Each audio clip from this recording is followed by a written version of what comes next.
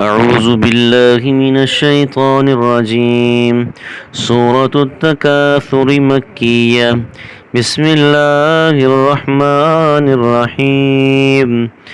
ألهاكم التكاثر حتى زرتم المقابر كلا سوف تعلمون ثم كلا سوف تعلمون كلا لو تعلمون علم اليقين لترون الجحيم ثم لترونها